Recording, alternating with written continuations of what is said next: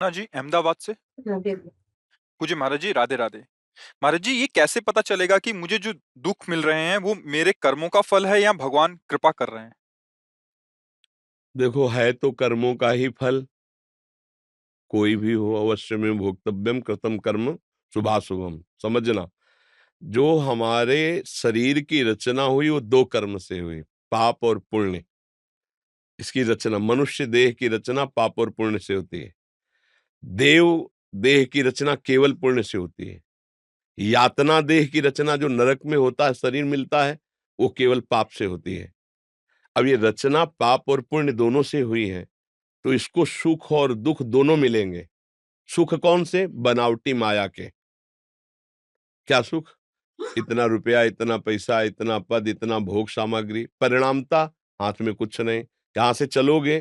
क्या आपके पास? तो वर्तमान जीवन को भोगों में व्यर्थ नष्ट करवा देना इस सुख का फसाव है। वर्तमान भोगों को सत्य मानकर उसके प्रतिकूल अवस्था प्राप्त होना दुख। हम चाहते थे इतना लाभ मिले, इतना घाटा हो गया, दुख। हम चाहते थे जीत जाए, हार गए, तो दुख। तो जो दुख और सुख है वो यहाँ का मृत्यु लोक का माया रचित है, और वो पाप और पुण्य के प्रभाव से प्राप्त होता है, सत्य नहीं है। अब इनको भोगने के लिए ये रचना रची गई है। अब हम भजन शुरू किया, ये हमारी नई खेती है, पर पुराना जो हिसाब इसमें जमा हो चुका है अब भोगना पड़ेगा। 10 वर्ष में ये होगा, 18वें में ये होगा, 25वें में ये होगा, तो वो होगा। अब हम उसको कैसे सहन करें? तो उसको हम प्रसाद रूप में लाते हैं, भाव बदलते हैं कि अब हम तो भगवान की शरण में हैं। अब हमारे कर्मों का फल हमको नहीं, भगवान की कृपा मुझे जैसे चाहे वैसे रखे। अब अगर दुख दिया है तो ये भी भगवान का प्रसाद है। कड़ुआ है तो प्रसाद है, मीठा है तो प्रसाद है। भक्त भाव के द्वारा सहते हैं। तत्वतः वो कर्म का ही फल है। भगवान किसी को दुख नहीं दे सकते, भगवान किसी का अमंगल नहीं कर सकते। ये बिल्कुल बात लिख लो। जैसे सूर्य भगवान को कहा जाए कि तुम्हारी ताकत हो तो अंधेरा करके दिखा दो, तो सूर्य भगवान की ताकत नहीं कि अंधेरा करके दिखावें, क्योंकि जब तक वो रहेंगे तब तक अंधेरा आ ही नहीं सकता। उनके जाने के बाद ही अंधेरा आएगा। ऐसे ही अगर मजाक की, विनोद की भाषा में हम कहें, तो भगवान की ताकत ही नहीं कि वो मंगल कर सके। क्यों? वो उनका ऐसा है ही स्वभाव। जिन्होंने जहर पिलाना चाहा, जिन्होंने मारना चाहा, उन्हें परम पद दिया है। जिसको मारा भी ना, उसे परम पद मिला है, जो ऋषि मुनियों के द्वारा वांछित था। आज तक श्री भगवान के द्वारा किसी का अमंगल हुआ हो हमें बता दो। मंगल भवन है, अमंगल करने की सामर्थ्य ही नहीं उनमें। सर्व सामर्थ्यशाली भगवान में एक सामर्थ्य नहीं, वो किसी का अमंगल नहीं करते। तो बोले हमारा अमंगल क्यों हुआ? अवश्य में भोक्तव्यम कृतम कर्म शुभाशुभम। तुमने अशुभ कर्म किए और शुभ कर्म किए, उसी का तुम्हें परिणाम। भगवान किसी का मंगल, जिन्होंने भगवान को मारना चाहा, भगवान ने उनको परम पद दिया। अमंगल कैसे कर? अमंगल हो ही नहीं सकता। कभी बताना, सोच के बताना कि भगवान ने इसका अमंगल कर दिया, कभी कहीं भी। अगर अभी दिमाग में कोई आ रहा हो तो हमें बताओ, भगवान ने किसी का अमंगल किया हो? किसी का मंगल नहीं। वो मंगल भवन है। हमारा मंगल, हमारी प्रियता ही भगवान की तरफ से। सब मम प्रिय सब मम उपजाए। जो प्राणों का पोषण करने के लिए भगवान ने व्यवस्थाएं की, वो गाली देने वाले को भी हो रही। कितने कृपालु हैं, वो किसी का मंगल करते हैं। जो भगवान को गिन गिन कर गालियां देता था शिशुपाल, वो परम पद में गया? नहीं गया।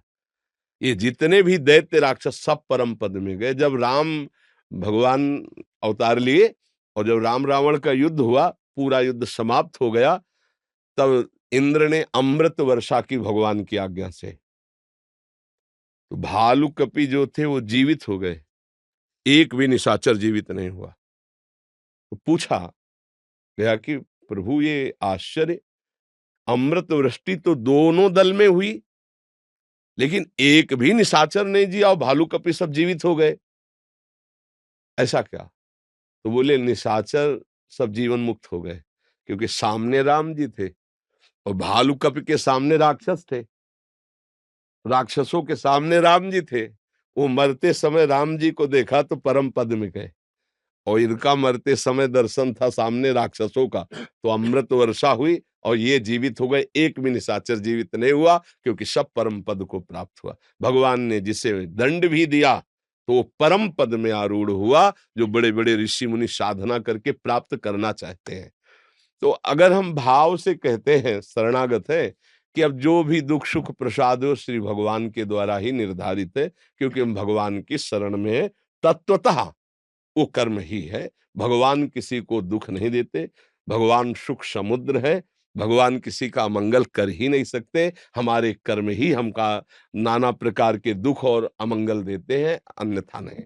क्योंकि तत्वतः बात भाव में हम कहते हैं कि अब हमारा जीवन भगवान को समर्पित है, सुख आवे तो भगवान का दिया हुआ, दुख आवे तो भगवान का दिया, ये हम भाव में कहते हैं। लेकिन तत्वतः वो कर्म का फल है, भगवान किसी को दुख दे ही नहीं सकते, कभी किसी को नहीं। आपको कहीं उदाहरण मिले तो हमको भी बताना, अभी तो हमें नहीं उदाहरण मिला कि भगवान ने किसी को दुख दिया है। जैसे नहीं कह देते, भगवान ने ही तो सबको माया में फंसा रखा है।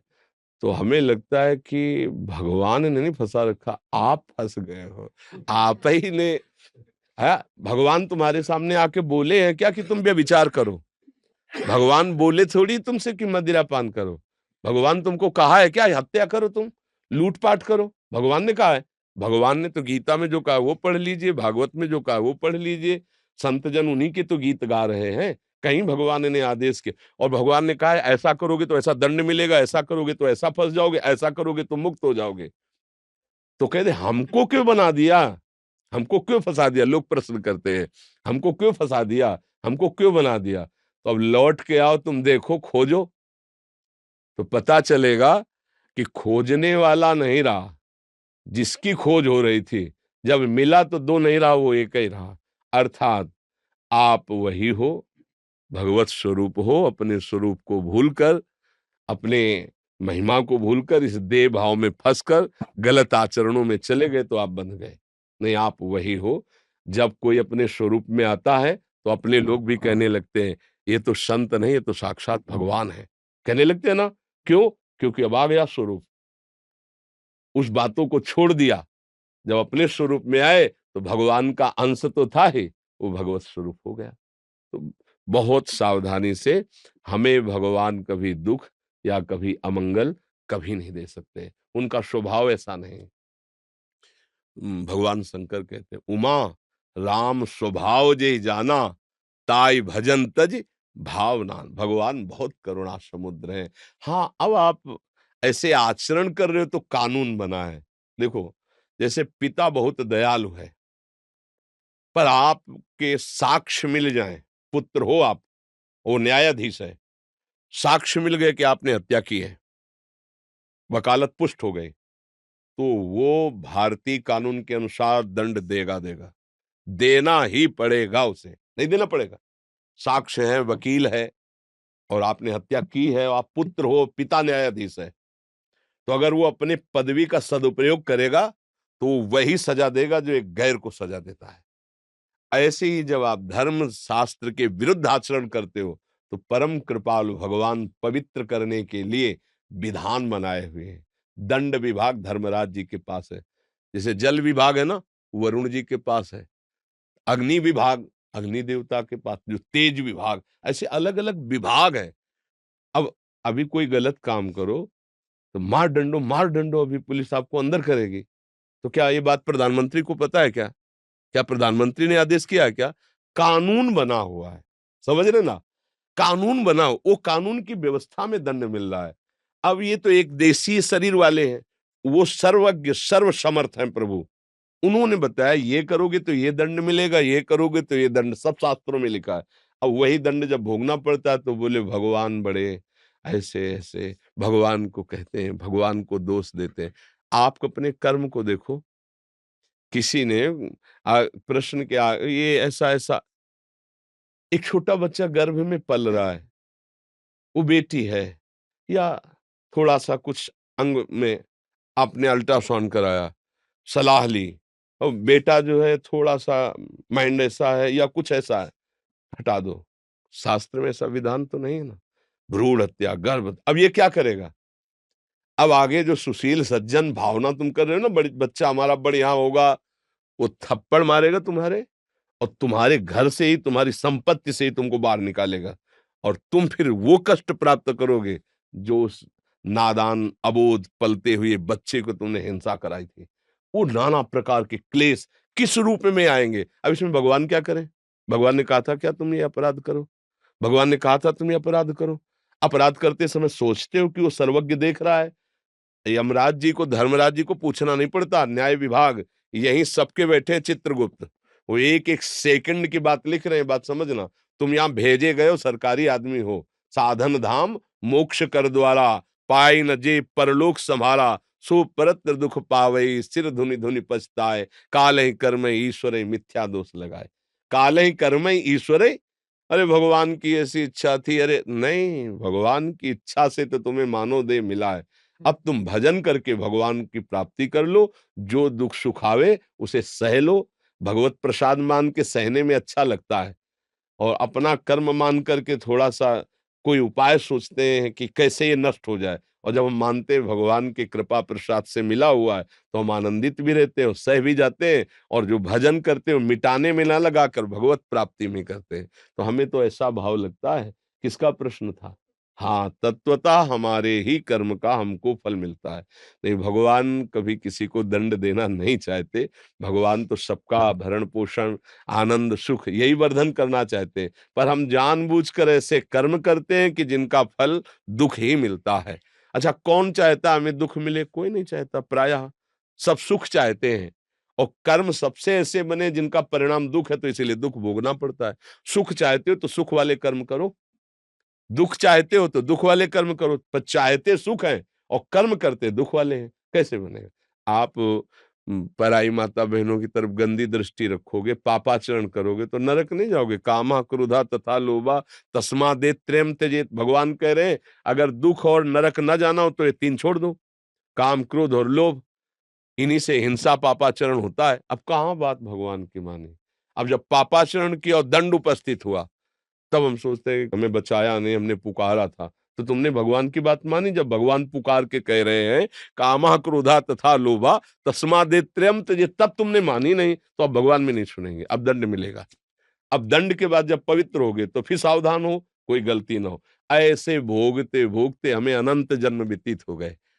आज भगवान ने अवसर दिया संत समागम, अब सुधार कर लो। भूले हुए लगे हो, अब सुधार कर लो। ना सुधरो तो फिर दूसरा उपाय दंड है, वो सुधार लेंगे। बहुत, यहाँ किसी की नहीं चलती, थोड़े दिनों का सारा खेल है, जो चाहो वो कर लो। थोड़े दिन के लिए छूट है। कितने दिन? देखो, हमें लगता है 10 वर्ष कितने होते हैं? 10 वर्ष बहुत लगता है ना। 40-40, 45-45, 25-30 वर्ष के सब हो गए जो यहाँ बैठे। कैसे निकल गए? 30 वर्ष, 40 वर्ष, 50 वर्ष कैसे निकल गए? बड़ा आश्चर्य लगता है। ऐसा लगता है कल की बात है। अब आगे कितना प्लस है कुछ पता नहीं। कितना, बहुत सावधान जाना है यहाँ से। नाम जप करो, अच्छे आचरण करो, जो दुख सुख आवे उसे भगवत प्रसाद मान के सह लो, उसके मिटाने की कोशिश। जैसे दुख आ रहा है, हम सोचे भजन के द्वारा मिटाए, तो अब उस कोटि का अनुष्ठान हो फिर वो मिटे, तो मरेंगे तो है ही है। और वो दुख मिट गया तो सारे दुख मिट गए क्या? दुख की जड़ तो ये भव समुद्र है, ये संसार समुद्र है। हम जड़ को उखाड़ें, उसकी डाली पत्ती टहने काटने की जरूरत नहीं, जड़ से उखाड़ दो, सूख जाएगा। इसकी संसार की जड़ को उखाड़ने के लिए भगवान नाम जप किया जाता है। इसलिए बड़े बड़े संतों को देखो, भयानक रोगों से ग्रसित होते हैं, पर वो कभी नाम का प्रयोग दुख मिटाने के लिए नहीं करते, भोग लेते हैं। और हमारा नाम धन सुरक्षित है, यही हमारी भगवत प्राप्ति करा देगा। इस संसार से आवागमन से मुक्त हो जाएंगे, ऐसा है। राकेश कुमार गुप्ता जी। राधा राधा। महाराज जी दंडवत प्रणाम। महाराज जी, मैं जब आपके दर्शन कर लेता हूँ तो 10-15 दिन तक सद्मार्ग पर चलता हूँ। उसके उपरांत मेरी मानसिकता रूपी बैटरी डिस्चार्ज होकर भोग वासना सांसारिकता की ओर खिंचती है। मैं ऐसा क्या करूं कि हमेशा सद्मार्ग पर ही चलता रहूं और बुद्धि ऐसी ही बनी रहे? दृढ़ निश्चय करो कि इस जन्म में मुझे भगवत प्राप्ति करनी है। पहले लक्ष्य दृढ़ हो जाए तो फिर फिसलना नहीं होगा। जैसे हमारा लक्ष्य बन जाए रुपया कमाना, तो हम ओवर टाइम भी करने में मुश्किल नहीं समझेंगे। अगर रात भर जग के करना है तो भी हम आनंदित होकर जगेंगे। क्योंकि हमारा लक्ष्य रुपया बन गया है। अगर एक बार हम देखा ही तो धाम में थे, तो दोपहर का कड़ी धूप पड़ रही थी और जो सेवा करने वाले लेबर होते ना, उनको उनका जो मुखिया होता है क्या, ठेकेदार। ठेकेदार, वो गालियां दे रहा था उनको वैसे। और वो तसला ले गया। जब वो चला गया तो हमने पूछा, ये गाली देता है, आप चुप क्यों थे? अरे बाबा, अगर बोल देंगे तो भगा देगा, शाम के पैसा नहीं देगा, 500 रुपया देगा, बाल बच्चों को रोटी दाल चलेगी।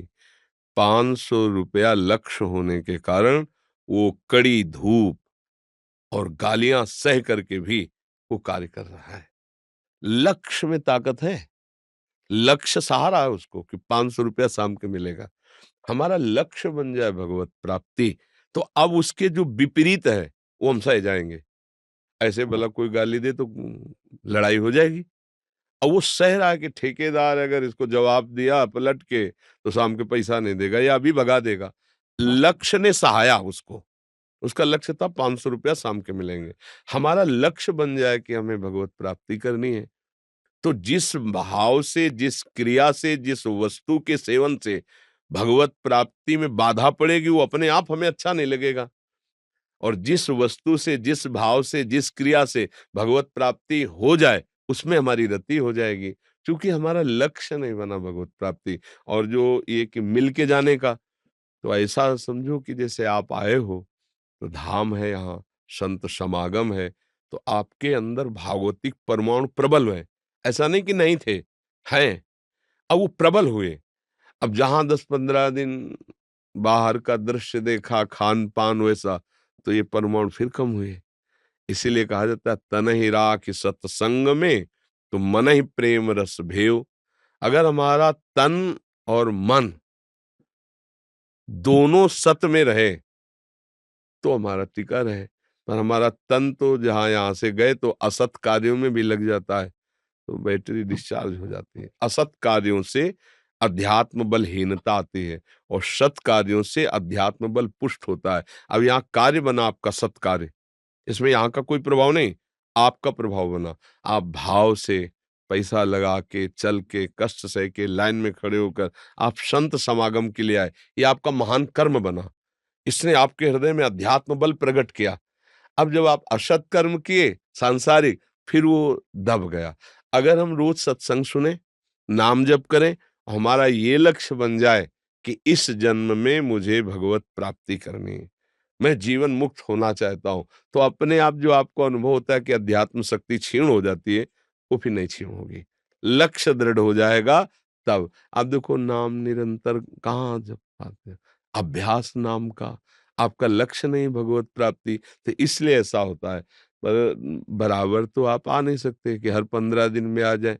गृहस्थ आदमी, संसार के बड़े कार्य रहते हैं, तो सत्संग सुनिए, नाम जप कीजिए, सत्य अच्छे आचरण कीजिए भागवतिक, तो ऐसा नहीं अनुभव होगा कि हम डिस्चार्ज हो गए। तो यहाँ जो चार्जिंग हो रही है, ये स्थायी बनाओ।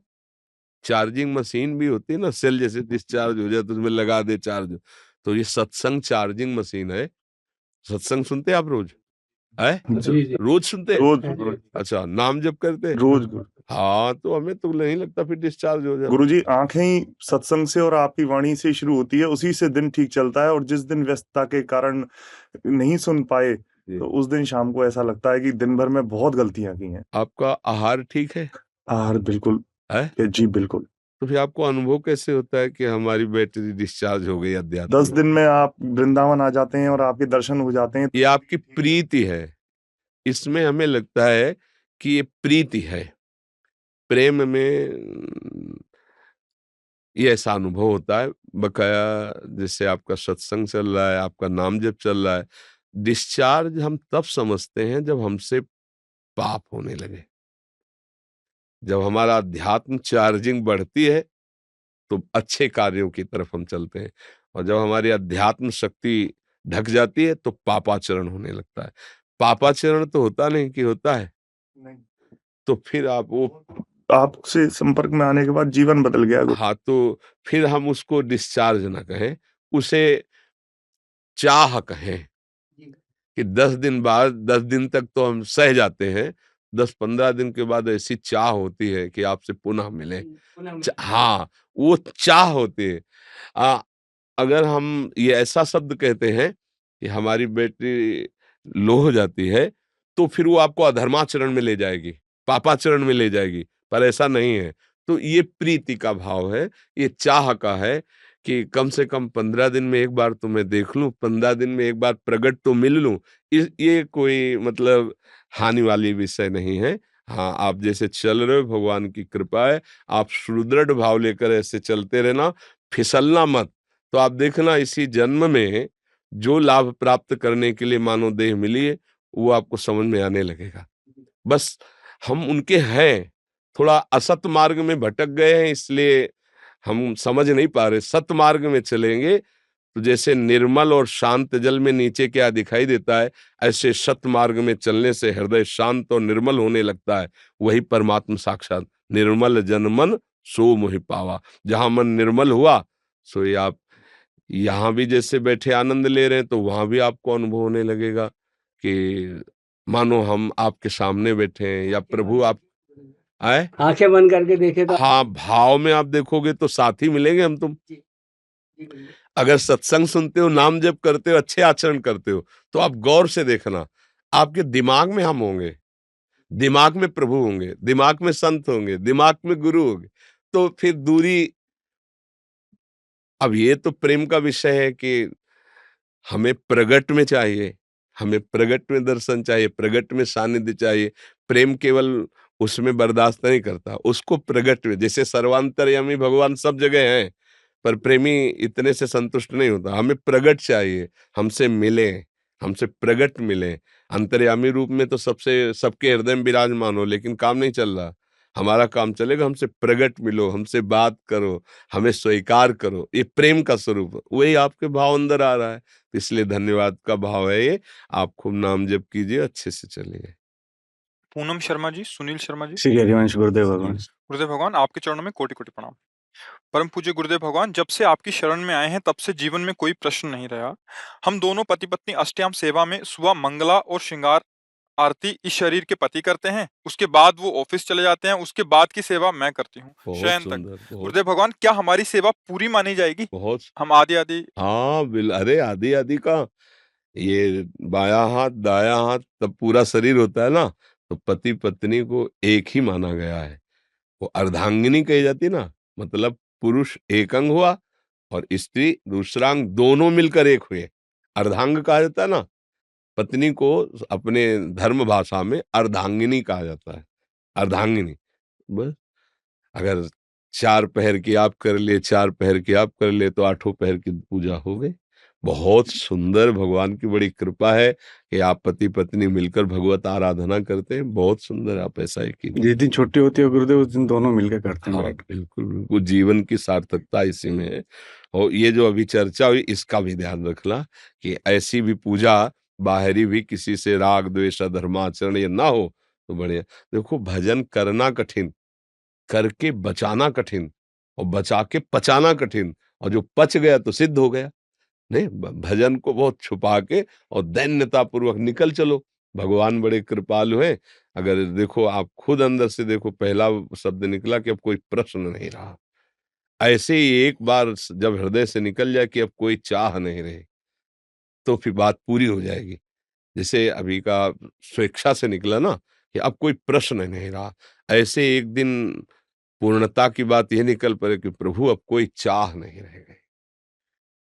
न जीने की चाह, न मरने का भय, न कोई सी भोग की इच्छा, न किसी संयोग की इच्छा, न किसी पद की इच्छा, न किसी धन। अब कुछ नहीं चाहिए। ऐसा हृदय से आने लगे तो जाहि न चाही कबहु कछु, तुम सन साज सने, तो बसो निरंतर तास उर, सो राउर निजगे। भगवान यही अनुभव में आ जाएंगे, हृदय में ही आपको दिखाई देगा नारायण या गौर श्याम को हृदय निकुंज में। यही प्रभु आंख खुली हो या बंद हो, हृदय मंदिर में प्रभु झलकने लगेंगे। अचाह स्थिति आ जाए, कोई चाह ना रह जाए। आगे बढ़ते रहो, नाम जप करते रहो, ऐसे सेवा करते रहो। एक अद्भुत आनंद की अनुभूति जब होती है, जिसे केवट ना भगवान के जब चरण पखार रहा है, इतना आनंद, अति आनंद उमगी अनुरागा, इतना आनंद आ रहा है। फिर भगवान सियाजू की अंगूठी दे रहे, सियाजू की अंगूठी। नहीं प्रभु, अब कछुनाथ न चाहे, मिट गई चाह, अब ये सब अब नहीं। बहुत काल में कीन मंजूरी, पूरा जीवन हो गया नाना प्रकार के कर्म का, आज दिन आज मिल गया। जिस आनंद की खोज थी वो तो आनंद आपके चरणों के स्पर्श से मिल गया। अति आनंद उमगी अनुरागा। तो हमारा भजन, हमारा साधन जब सही दिशा में होगा तो एक भगवदानंद प्रकट होता है। उसी भगवदानंद में तृप्ति हो जाती है। न सोचत न कांक्षति, कोई सोच नहीं, कोई चाह नहीं, एक अद्भुत आनंद। आगे बढ़ते रहो, वो भगवान कृपा करके स्थिति प्रदान कर देते हैं। अभिषेक जी बेंगलोर से। राधे राधे प्रभु जी। राधा वल्लभ श्री हरिवंश महाराज जी।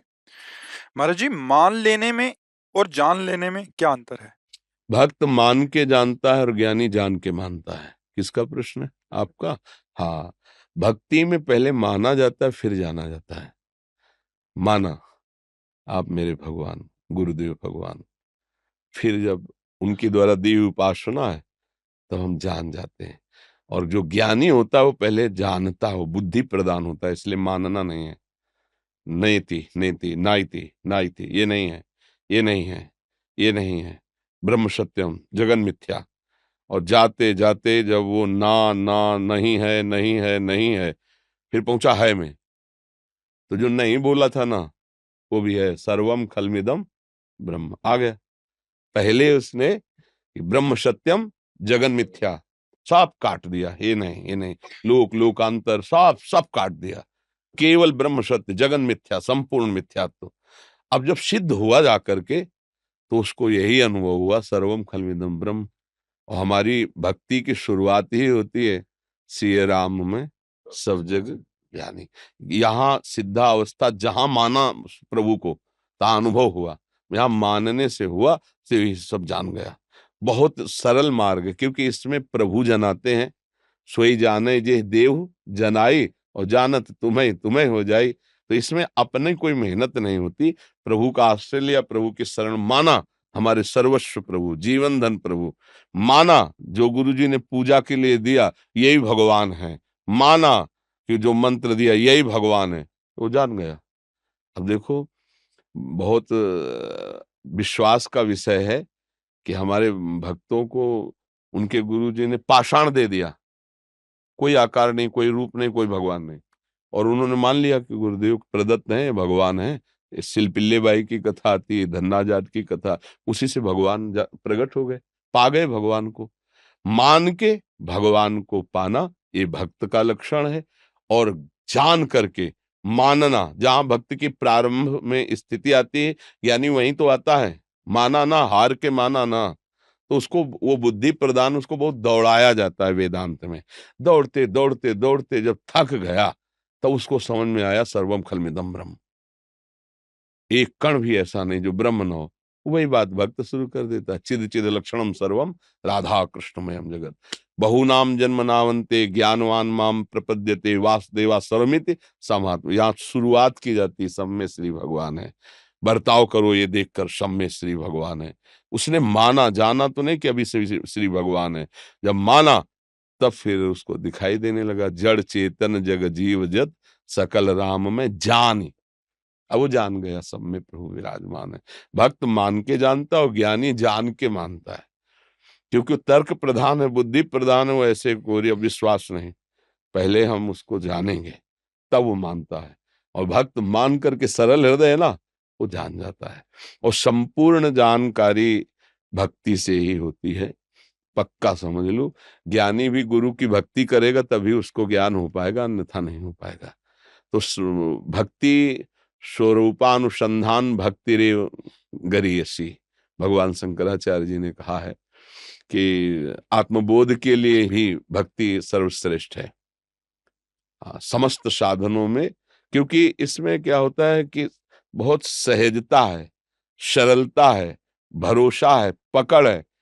और ज्ञान की उसमें जैसे नंगी तलवार पर चलना है, बड़ा कठिन। ज्ञान के पंथ कृपान के धारा परत खगेश लगे नहीं। और यहाँ करो सदा तिनके रखवारी जिम बालक राखे, चलाते हैं प्रभु इसमें, पर ऐसे चलाते हैं, गिरे तो हमारी बाजुओं में गिरे। इसमें भरोसा है प्रभु का। और ज्ञान में स्वयं आप हैं, गिरे तो गिरे आप, चलें तो चलें आप। तो कलिकाल है, इसमें शुद्ध ज्ञान प्राप्त करना बहुत कठिन है। साधन चतुष्टय आना बहुत कठिन बात है। अच्छा, चाहे जितना देखो देह भाव से ही विचरण कर रहे हैं, नहीं? शीशा में देखोगे तो यही देखोगे मैं दिखाई दे रहा हूँ। उस समय ये ज्ञान थोड़ी काम करेगा, ये स्थूल शरीर है, ये सूक्ष्म शरीर है, कारण शरीर है, तीनों शरीरों का स्मरण और राग त्याग कर दे, तब शुद्ध ज्ञान होता, तब वो जान। तो इसीलिए नाम जप करे, भगवान का आश्रय ले ले, वो सब जना देंगे। जानत तुम्हें तुम्हें हो जाए, जिसे वेद कहता है ब्रह्मविद ब्रह्म ही भवति, तो जानत तुम्हें तुम्हें वो तुम ही का, वो भगवत स्वरूप हो जाता है। नाम जप करो, चाहे जिस मार्ग का पथिक हो, यदि नाम जप नहीं करेगा तो उसके शुद्ध ज्ञान नहीं जागृत हो सकता। भक्त अज्ञानी थोड़ी होता है। देखो परम भक्त हनुमान जी ज्ञानी नाम अग्रगण्यम है, गरुण जी महाभगत है तो गरुण महाज्ञानी गुण राशि, विश्वामित्र जी महान भक्त है तो विश्वामित्र महामुनि ज्ञानी। सब नहीं लग रहा है? सनकाद इतने बड़े महात्मा ज्ञानी, हरिशरणम हरिशरणम हरिशरणम। मुझे सब शास्त्र ब्रह्म ऋषियों के अनुभव के अनुसार आपको बता रहा हूं कि जो भगवान का नाम जपने लगा, भगवान के चरणों का आश्रय ले लिया, वही शुद्ध ज्ञानी बन जाता है। भगवान शंकर से बढ़कर तो कोई ज्ञानियों में गुरु है ही नहीं, वही है शंकराचार्य भी, वही तो उसी रूप में भगवान शंकर ही तो आए। लेकिन वो भी देखो गंगा जल माथे पे धारण किए हुए हैं, भगवान का चरणोदक है। और जहां जहां भगवान के अवतार होते हैं वहां जाते हैं, जहां लीला चरित्र गाए जाते हैं वहां, और स्वयं अंबाजी श्रोता बन जाते हैं, आप लीला गायन करते रहते हैं भगवान की। भगवान की लीला चरित्रों का गायन, भगवान का नाम जप और भगवान का आश्रय, ये सब ज्ञान प्रदान कर देगा। इसके अलावा तर्क वितर्क और लड़ाई झगड़ा यही हाथ लगता है, शुद्ध ज्ञान नहीं आता। अब कोई साकार की निंदा कर रहा, कोई निराकार की कर रहा, कोई साकार पूजन मूर्ति पूजन की निंदा कर रहा, कोई ऐसा कर रहा जब सर्वम खलमिदम ब्रह्म, तो फिर निंदा स्तुति मतलब शुद्ध मार्ग से हटा हुआ है वो। तो मुझे लग रहा है कि अभी सही दिशा नहीं मिली। अगर सही दिशा मिले तो अपने को भूल जाना भक्ति का स्वरूप है, केवल प्रभु याद रह जाए। और सब कुछ भूल जाना, केवल मैं में स्थित हो जाना ज्ञान का लक्षण है। और जो मैं है वही सब है, जो प्रभु है वही सब है। तो झगड़ा झंझट तो बीच में कहीं हमें दिखाई नहीं दे रहा। किसी भी आचार्य वाणी में हमें दिखाया जाए कि झगड़ा लिखा है, निंदा लिखी, लड़ाई, हमें तो किसी आज तक किसी भी आचार्य वाणी में, किसी भी ग्रंथ में ऐसा नहीं दिखा है। हाँ, जो शास्त्र और धर्म के विरुद्ध आचरण करता है वो दंडनीय है। इष्ट तो सबके एक हैं, उनके नाम रूप अलग हैं। और संप्रदाय का मतलब होता है हमारे घर से ये मार्ग जाता है बिहारी जी का, तो कोई उस कोने में रहता है तो वहां से बिहारी जी जाता है। सबको मिलने बिहारी जी हैं, दिशाएं अलग अलग, मार्ग अलग अलग, लेकिन जो जाएंगे तो बिहारी जी मिलेंगे। तत्व तो एक है, नाम रूप उसके अलग है, मार्ग उसके अलग है। संप्रदाय का मतलब होता है मार्ग, इस मार्ग से चलोगे, इस मार्ग से चलोगे, इस मार्ग से चलोगे, तो अवगाहन जिस परमानंद का होगा वो तत्व एक होगा।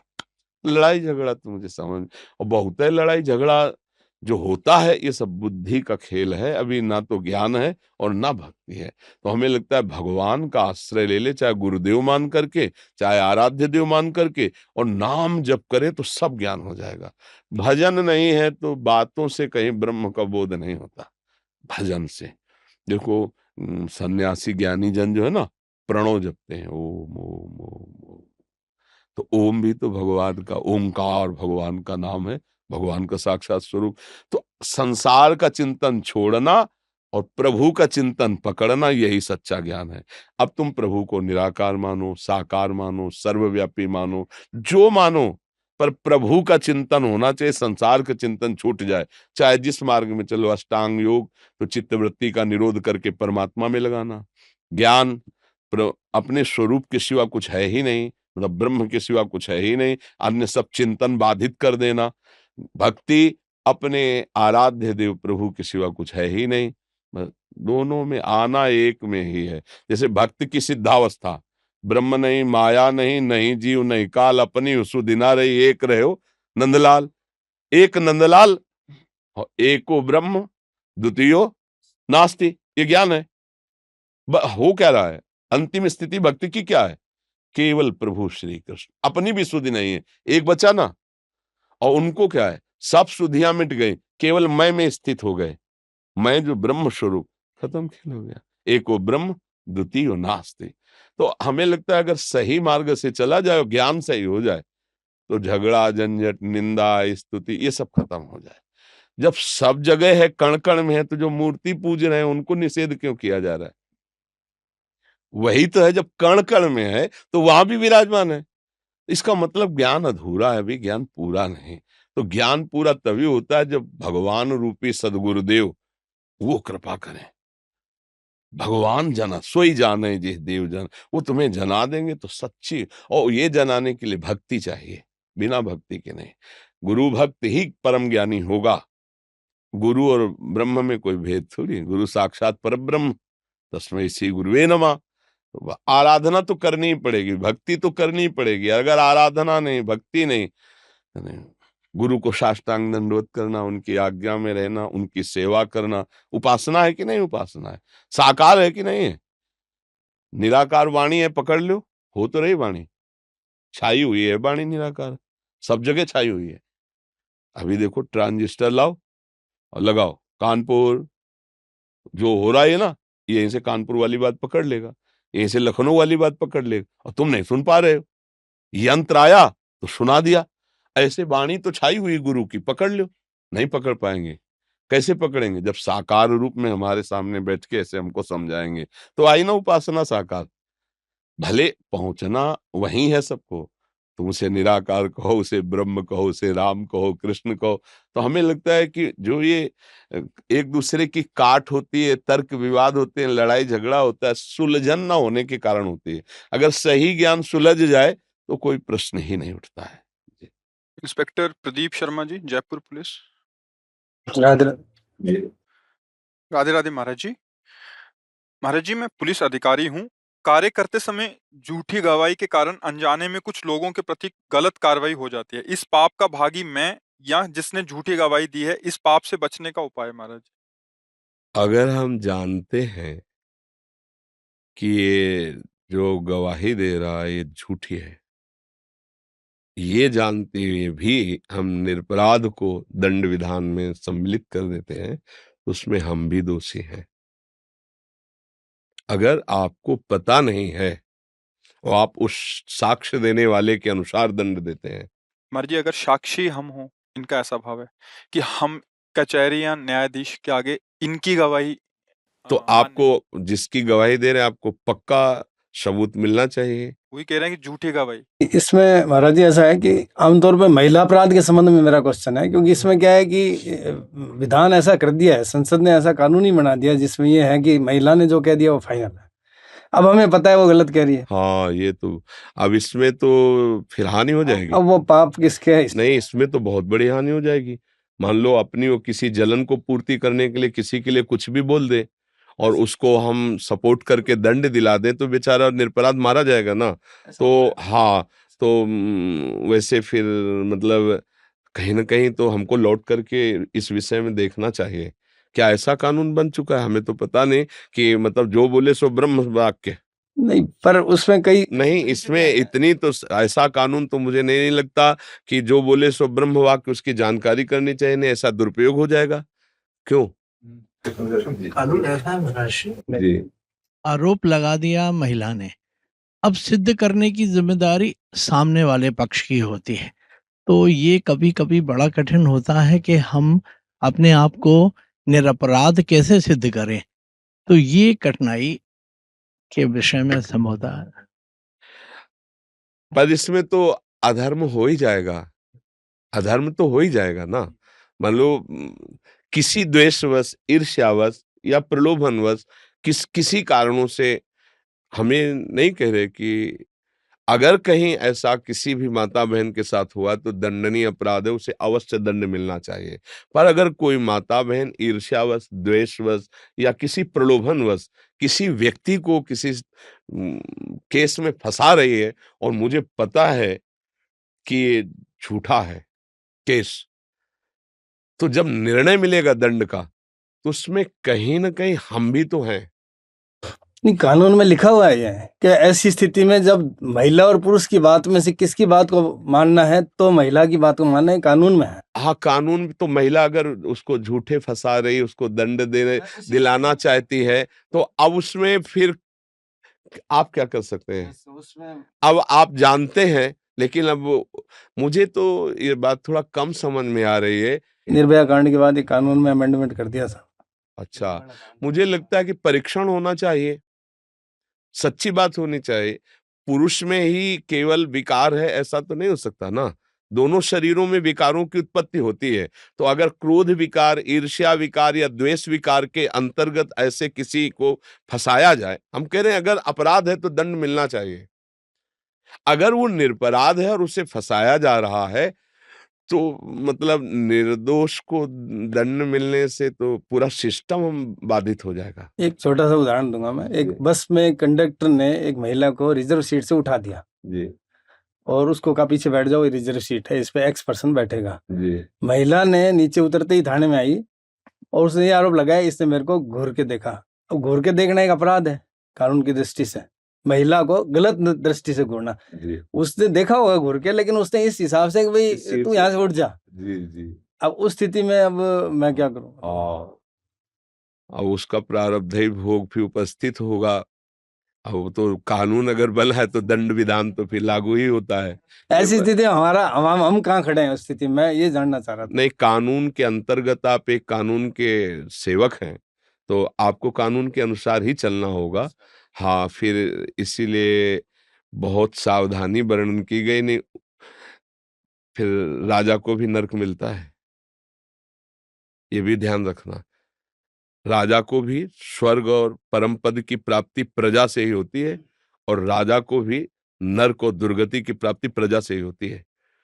यदि ऐसा कानून, ऐसी व्यवस्था बन जाए जिससे बिना किसी पर्दे के खुला न्याय हो, तो ठीक है। अगर कहीं पक्ष और पर्दा रख दिया गया और निर्दोष मारा गया, निर्दोष, तो ये पूरा सिस्टम पर लदेगा जाके, पूरे सिस्टम पर जाएगा। क्योंकि अब उसके कई पावे हैं, वो पूरा का अधर्म जहां होगा, तो देखो आपको बता देते हैं कि भीष्म पितामह जैसा धर्मात्मा कभी युगों में पैदा होता है, लेकिन अधर्म के पक्ष में खड़े थे। युधिष्ठिर महाराज के विपरीत सामने, और पक्ष अधर्म का था, पूरा पता था। भीष्म जी को पूरा पता था कि पक्ष अधर्म का है, खुली नेत्रों से देखा था छलिया शकुनी कैसे छल कर रहा है, धृतराष्ट्र की कैसे बुद्धि भ्रष्ट होकर के आदेश कर रही, पूरा सब पता था। एक कुल वधू को कैसे प्रताड़ित किया जा रहा, पूरा सब पता था। परिणामता 6 महीना बाणों की सैया पर पड़े महाराज। द्रोणाचार्य जी गुरु, शास्त्र के ज्ञाता, धनुर्वेद के ज्ञाता, पांडित्य के महान प्रकांड विद्वान काट के फेंक दिए गए, कारण अधर्म के पक्ष में थे।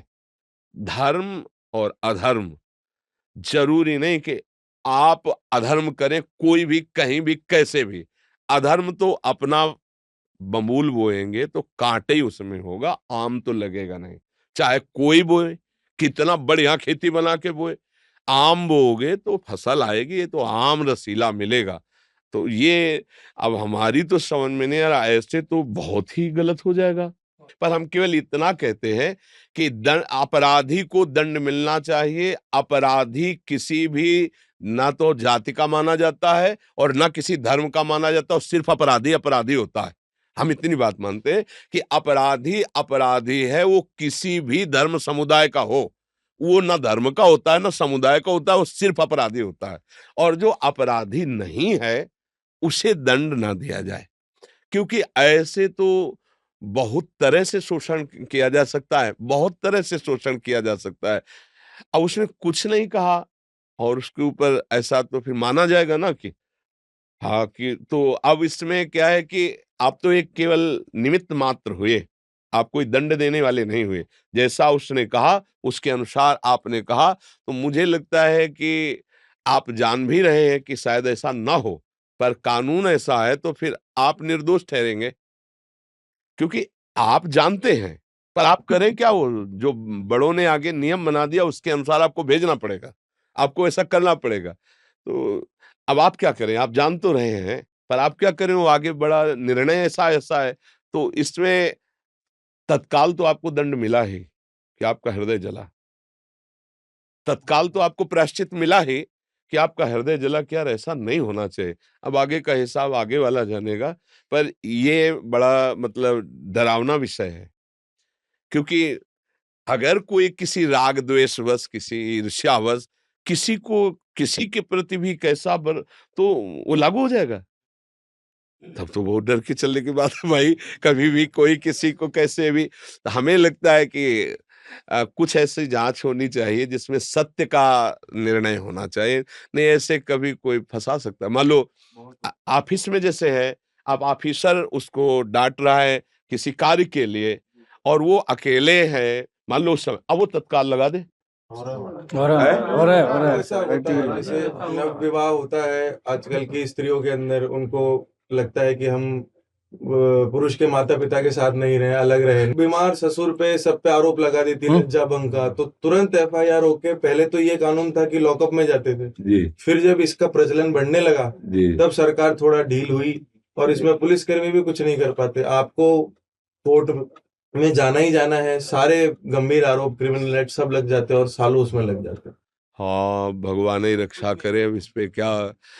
और इसीलिए इसीलिए हम प्रायः प्रार्थना करते थे कि हमारे जो नवीन पीढ़ी है, नए बच्चे बच्चियां हैं, थोड़ा अध्यात्म को समझें, थोड़ा सत्य को समझें, सतमार्ग को समझें। ये जो आज हवा चल गई है ना गंदी बातों की, जिसे फ्रेंड कहा जाता है, ये बुद्धि को भ्रष्ट कर देगा बहुत बुरी तरह से। मतलब इसमें हानि होने की संभावना है। अच्छा, अब जब ऐसा कानून है, मान लो फ्रेंड बने और एक दूसरे के प्रति भाव बिगड़ गया, अब उसका भी उसका वो कंप्लेंट होते ही वो सेम सजा है, बिल्कुल है? सही सर, वही। हाँ, तो इसीलिए हम बच्चे बच्चियां जैसे स्कूल के आते हैं, इनका तो हर बार यही शिक्षा देते हैं कि ये जो आपका गर्लफ्रेंड वाइफ फ्रेंड और ये जो बना है, ये बहुत ही घातक है, बहुत ही घातक है, जिसमें ऐसी परिस्थिति आ जाएगी कि हो सकता है आपको अपने जीवन की हत्या करनी पड़े। अब पापा जान जाएंगे तो क्या होगा, अमुक जान जाएगा तो क्या होगा, और जिस पक्ष से उसने मित्रता की और वो ब्लैकमेल कर रहा है, उसको बहुत तरह से सता रहा है, मान लो पुरुष पक्ष में भी है, अब वो बच्ची क्या करे, या बच्ची बहुत बुद्धिमान निकल गई, अब वो उसको, तो ये आचरण ही गंदे हैं। ये आचरणों को अगर संभाला जाए, धर्म पूर्वक चला जाए, तभी तो अध्यात्म की महिमा। अगर अध्यात्म को नहीं जानेगा तो समाज हमारा इस तरह से बहुत गर्त में गिरता चला जाएगा। नए बच्चे तो एक उमंग होती है, 13 14 15 16 की ये जो अवस्था होती है ना, इसमें एक उमंग होती है, और उस उमंग में लगता है कोई मेरा साथी बने। ये सबके अंदर होती है, सबके अंदर होती है, आप देखो ना। और उस समय अगर हमारा सही गाइडेंस नहीं हुआ अध्यात्म का, तो हम भ्रष्ट मार्ग में चले जाते हैं, व्यभिचार मार्ग में चले जाते हैं। ये व्यभिचार मार्ग ही तो है ना। अब वो स्वभाव गिरता चला जाता है, अब वो निर्णय नहीं कर पाते कि किस तरह से हम चले, कैसे हम चले। तो हमें लगता है कि हम सबको अध्यात्म की, बुद्धि की पवित्रता की जरूरत है।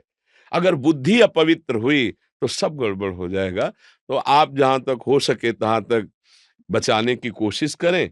फिर कानून के अंतर्गत आप भी हैं, हम भी हैं, सब कानून के अंतर्गत है। फिर अब उसका भी कोई प्रारब्ध ही होगा। अब और समझो, जैसे किसी लड़की ने बेमतलब उसे फंसा दिया और पिटा वो, और दंड में गया, पक्का दंड हो गया उसको, तो आपको सच्ची कहते हो उसने यहां नहीं तो कोई ऐसा अपराध किया है जिसका उसको दंड नहीं मिला, तो बुद्धि फेर करके वहां से उसको दंड दिलाया जा रहा है। अवश्य में भोक्तव्यम कृतम कर्म शुभाशुभम, नहीं तो भगवान बचा लेंगे पक्का। आपकी बुद्धि में बैठ के, किसी की बुद्धि में बैठ के, या उसी की बुद्धि फेर कर उसको बचा लेंगे, यदि दंड विधान नहीं है। और अगर हो गया तो उसका कोई भोग है, ऐसा कोई कर्म ऐसा है जिसका दंड नहीं मिला और यहां से उसको दंड मिल गया। अगर हमारा कर्म भोगा नहीं गया और पाप जमा है, तो ऐसी जगह फंसा देगा जहां हमने पाप नहीं किया। बिल्कुल आप कसम खाएंगे कि कसम से पाप नहीं किया, लेकिन याद करो उस पाप को जो कोई नहीं जानता और तुमने किया, तो उसका दंड ऐसे घेर कर, तो हमें लगता है कि पूरी सृष्टि जो है वो ईश्वर के द्वारा संचालित है। अगर कभी ऐसा दंड मिलता है तो आप फिर यही सोच लो कि अब हम जानते हैं कि इसमें तो तुम नहीं हो, पर है तुम्हारा कोई कर्म तभी तुमको दंड मिल रहा है, तो हम भी निमित्त मात्र हैं, वो भी निमित्त मात्र है। वैसे सबसे प्रार्थना है, ईर्ष्या द्वेष या इन विकारों के अंतर्गत होकर निर्दोष को दंड न दिलाया जाए या दंड विधान न किया जाए, नहीं तो फिर न्याय का मतलब क्या रह जाएगा। न्याय तो यही है कि अपराधी को दंड मिले, पर बहुत मतलब अलग-अलग जब हमें वार्ता करने को मिलती है तब हमको भी ज्ञान होता है, नहीं तो गंगा किनारे के हमें को तो जैसे वकील, जज इन सब भगवत स्वरूपों से चर्चा होती तब पता चलता है। अभिलाष भट्ट जी। श्री हरिवंश। श्री हरिवंश महाराज जी। आदरणीय महाराज जी, सादर प्रणाम। महाराज जी, मैं पेशे से टीवी पत्रकार हूँ, लखनऊ में रहता हूँ। मैं अध्यात्म एवं भजन मार्ग में आप सभी के आशीर्वाद से आगे बढ़ने की कोशिश कर रहा हूँ, लेकिन घर, समाज, परिजन एवं पत्नी, बच्चों की जिम्मेदारियां एवं सामाजिकता के कारण आगे नहीं बढ़ पा रहा। कृपया मार्गदर्शन करें कि कैसे मैं पारिवारिक जिम्मेदारी में अन्य को लेकर भजन मार्ग एवं अध्यात्म की ओर आगे बढ़ सकूं। देखो, सब कुछ विस्मरण हो जाए, प्रभु की याद में मगन हो जाए, ये बहुत कठिन बात है, पहली बात ना। पर हम सब कुछ विस्मरण नहीं कर पाएंगे और हमें प्रभु की प्राप्ति हो जाए ऐसा कोई मार्ग, क्योंकि एक मार्ग है जिसमें सब कुछ विस्मृति हो जाए, केवल अखंड भगवत स्मृति, अन्य स्मृति, जब स्मृति ही नहीं अन्य बची तो सत्ता अन्य की क्या, ये है भगवत प्राप्ति का मार्ग। अब गृहस्थी में रह कर के, व्यवहार में रहकर, तो ये तो सर्वाणि कर्माणि मयि सन्न्यस्य मत्पराः। यहाँ हमें प्रधानतः भाव देखना है कि मैं प्रभु का हूं।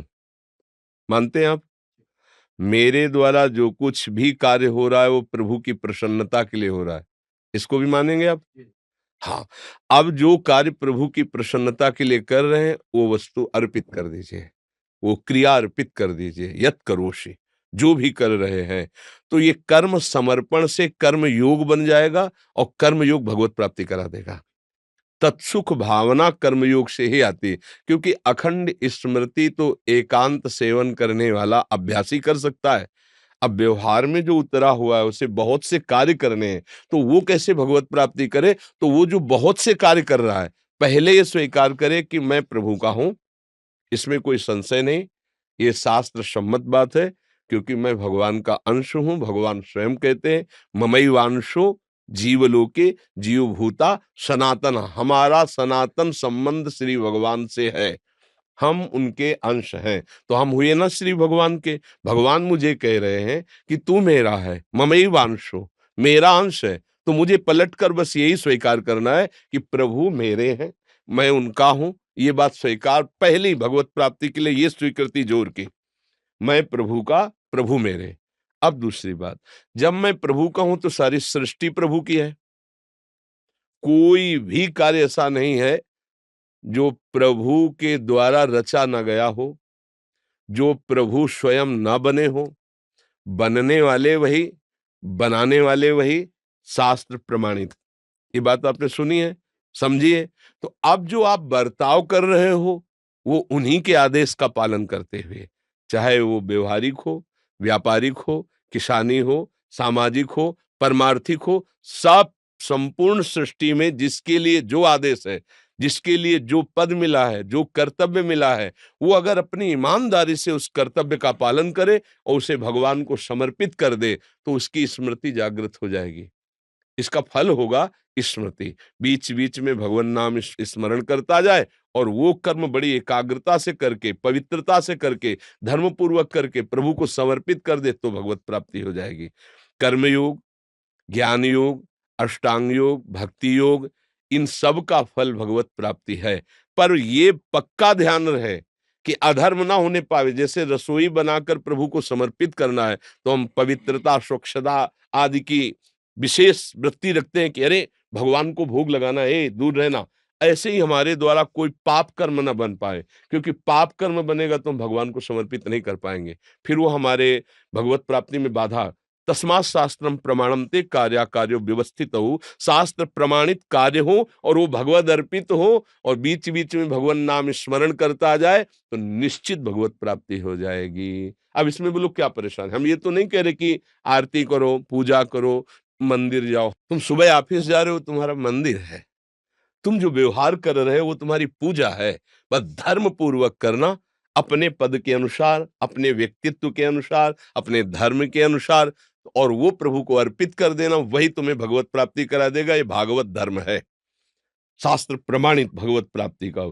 अब जितना बन सके नाम जप करो, व्यर्थ वाला समय फिर व्यर्थ में न दो। 24 घंटे में हर समय आप अपने कर्तव्य कर्म में ही नहीं रहते, कुछ समय आप अपने मनोरंजन में खर्चा करते हैं जो व्यर्थ में जाता है। उस व्यर्थ के समय को यदि हम अध्यात्म में लगा दें और जो समय सेवा में लगाई वो समर्पित कर दें, बहुत बढ़िया महात्मा हो जाएगा। अंदर से वो संसारिक वेशभूषा में महात्मा हो जाएगा। देखो, कुछ समय मनोरंजन में जो आप विविध प्रकार के लगाते हैं, उससे आपको क्या लाभ मिला? अभी तक समय बहुत कीमती है और उसे व्यर्थ में नष्ट नहीं करना चाहिए। जैसे कुछ लोग गेम खेलना है या टीवी आदि के व्यर्थ की जो बातें देखनी, व्यर्थ का समय नष्ट करना, बहुत प्रकार से प्रपंच में व्यर्थ समय नष्ट किया। हम प्रार्थना करते हैं बस वो व्यर्थ करने वाले समय को दे दो।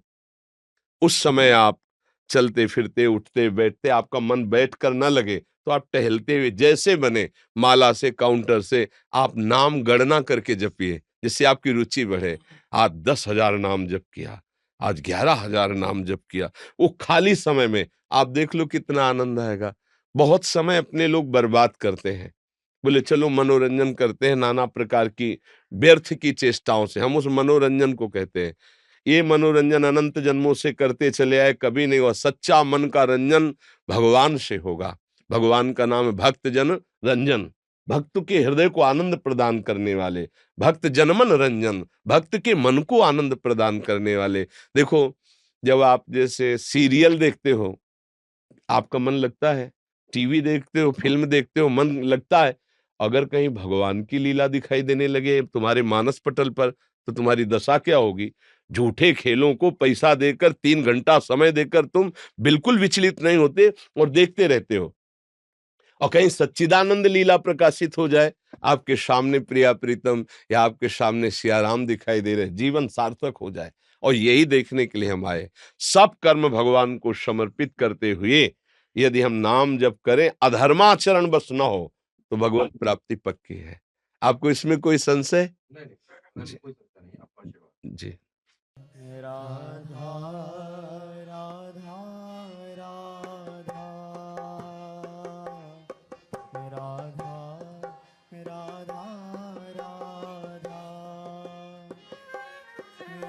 राधा राधा